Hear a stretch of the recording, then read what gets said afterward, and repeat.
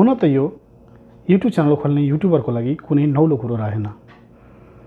तपाईहरु पुरानो युट्युबर हुनुहुन्छ, तपाईहरुले सजिलैसँग आफ्नो पुरानो भिडियोलाई नयाँ प्लेलिस्ट क्रिएट गरेर चेन्ज गर्न सक्नुहुन्छ। आज म उहाँहरुलाई डेडिकेटेड गर्न चाहन्छु जो नयाँ युट्युबर हुनुहुन्छ, उहाँहरुले भिडियो त अपलोड गर्नुहुन्छ तर उहाँहरुको पुरानो भिडियोलाई नयाँ प्लेलिस्टमा चेन्ज गर्न जान्नुहुन्न। सिकौं साथीहरु, आज हामी कसरी आफ्नो अपलोड गरिएको पुरानो भिडियोलाई नयाँ प्लेलिस्ट क्रिएट गरिसकेपछि त्यसमा चेन्ज गर्ने। साथीहरु, म केशब, तपाईहरुलाई साइनो नेपाल टेक्निकल युट्युब च्यानलमा स्वागत छ। यदि साथीहरु तपाईहरु पहिलो पटक यो च्यानलमा भिजिट गर्नु भएको छ भने च्यानललाई सब्स्क्राइब गरिदिनुस् र छेउमा रहेको घण्टीको चित्रलाई अल नोटिफिकेसनमा सेट गरिदिनुस्। साथीहरु, ढिला नगरिकन मोबाइलको स्क्रिनतर्फ गएर सिकौं आज हामीहरूले कसरी आफ्नो पुरानो प्लेलिस्टमा रहेको भिडियोलाई नयाँ प्लेलिस्टमा चेन्ज गर्ने।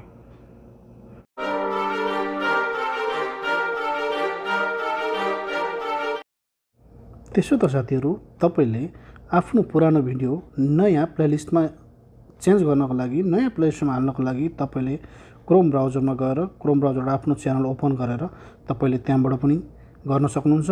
तर आज म तपाईलाई एकदमै सजिलो ट्रिक सिकाउने छु। त्यसको लागि तपाईले वाइटी स्टुडियो एप्लिकेसन डाउनलोड गर्नुपर्ने हुन्छ आफ्नो मोबाइलमा। मैले यहाँ अलरेडी गरेर राखेको छु। म यसलाई क्लिक गर्न चाहन्छु। त्यसपछि तपाईहरुले यहाँ तल एउटा यो राइट साइडको कर्नरमा एउटा अप्सन देख्न सक्नुहुन्छ प्लेलिस्ट भन्ने, यसमा क्लिक गर्नुस्। यहाँ साथीहरु तपाईले देख्न सक्नुहुन्छ मेरो विभिन्न प्लेलिस्टहरु छ। 1 2 3 4 5 6 7 7वटा मेरो प्लेलिस्ट यहाँ छ र अर्को एउटा यहाँ एउटा 8वटा छ। अब साथीहरु तपाई यहाँ देख्न सक्नुहुन्छ यो मेरो प्लेलिस्ट खाली छ। म यो प्लेलिस्टमा म अरु कुनै भिडियो चेन्ज गराएर देखाउन चाहन्छु। त्यसको लागि साथीहरु तपाईले कुन भिडियोलाई नयाँ प्लेलिस्टमा हाल्ने हो त्यो भिडियो सेलेक्ट गर्नुपर्ने हुन्छ। जस्तै मानिलिउँ मैले यो फर्स्ट प्लेलिस्टलाई म क्लिक गर्छु। त्यसपछि यहाँ मध्ये भएको 4वटा भिडियो जुन छ त्यो भिडियो मध्ये एउटा भिडियो म त्यो नयाँ प्लेलिस्टमा लगाउन चाहन्छु। त्यसको लागि तपाईले जुन भिडियो तपाईले प्लेलिस्टमा लगाउन चाहनु भएको छ अर्को प्लेलिस्टमा त्यो भिडियोलाई क्लिक गर्नुपर्ने हुन्छ। म यो फर्स्टको भिडियोलाई क्लिक गर्न चाहन्छु। अब तपाईले देख्न सक्नुहुन्छ यहाँनेरि माथि एडिटको अप्सन छ, पेन्सिलको चित्र छ, यसमा क्लिक गर्नुपर्ने हुन्छ। यसमा क्लिक गर्नुस्। त्यसपछि तपाईहरुले यहाँ देख्न सक्नुहुन्छ मेरो एउटा प्लेलिस्ट छ, पुरानो जुन प्लेलिस्ट छ जहाँ भिडियो छ त्यसलाई क्लिक गर्नुस्। अब तपाईले यहाँ देख्न सक्नुहुन्छ विभिन्न प्लेलिस्टहरु यहाँ क्रिएट भएको देखाइरहेछ। यसमध्ये तपाईले यो नयाँ प्लेलिस्टमा यो भिडियो राख्नुपर्ने हुन्छ, चेन्ज गर्नुपर्ने हुन्छ। त्यसको लागि तपाईले यहाँनेरि बक्सको चित्र देख्न सक्नुहुन्छ, यसमा क्लिक गर्नुस्। अब तपाईले यहाँ देख्न सक्नुहुन्छ पुरानो प्लेलिस्टमा यो भिडियो अलरेडी छ र तपाईले नयाँ प्लेलिस्टमा यदि चेन्ज गर्न चाहनु भएको छ भने तपाईले यहाँनेरि देख्न सक्नुहुन्छ यो राइट क्लिक, यसलाई क्यान्सल गरिदिनुस्। त्यसपछि साथीहरु तपाईले यहाँ तल देख्न सक्नुहुन्छ डाउनको अप्सन, यसमा क्लिक गरिदिनुस्। यसपछि तपाईले यहाँ माथि देख्न सक्नुहुन्छ सेभको अप्सन, यो सेभमा क्लिक गरिदिनुस्।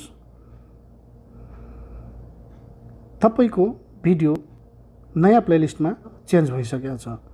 अब हामीहरूले चेक गर्नको लागि तपाईले यसरी अलिकति स्क्रोल गर्नुस्। देख्न सक्नुहुन्छ तपाईको भिडियो अब यहाँबाट चेन्ज भइसकेको छ। तपाईलाई देखाउन चाहन्छु। यहाँ देख्न सक्नुहुन्छ यो नयाँ प्लेलिस्टमा मैले जुन चेन्ज गरेको भिडियो सजिलैसँग चेन्ज भइसकेको छ। देख्न सक्नुहुन्छ यहाँनेरि एउटा भिडियो आइसकेको छ। यसरी साथीहरु सजिलैसँगले तपाईले वाइटी एप्लिकेसनको माथले भिडियो एउटा प्लेलिस्टबाट अर्को प्लेलिस्टमा सजिलैसँग चेन्ज गर्न सक्नुहुन्छ। आज हामीले सिक्यौं साथीहरु कसरी आफ्नो युट्युब च्यानलमा अपलोड गरिएको पुरानो भिडियोलाई अर्को नयाँ प्लेलिस्ट बनाएर त्यसमा चेन्ज गर्ने। साथीहरु, म यस्तै युट्युब सम्बन्धी भिडियोहरू तपाईहरुको सामने लिएर आउने गर्छु र एप्लिकेसन सम्बन्धी भिडियोहरू पनि तपाईले मेरो च्यानलमा भेट्नुहुनेछ। साथीहरू, यदि तपाईहरू पहिलो पटक यो च्यानलमा भिजिट गर्दै हुनुहुन्छ भने च्यानललाई सब्स्क्राइब गरिदिनुस्। छेउमा रहेको घन्टीको चित्रलाई अल नोटिफिकेसनमा सेट गरिदिनुस्, किनकि साथीहरू म यस्तै प्रकारका टिप्स एन्ड ट्रिक्स, युट्युब सम्बन्धी भिडियोहरू, एप्लिकेसन सम्बन्धी भिडियोहरू ल्याउने गरेको छु। साथीहरू, म आजको भिडियोबाट यहीँ बिदा हुन चाहन्छु। आगामी भिडियोमा फेरि भेट्ने बाचासहित आजको भिडियोबाट बिदा हुन चाहन्छु। नमस्कार।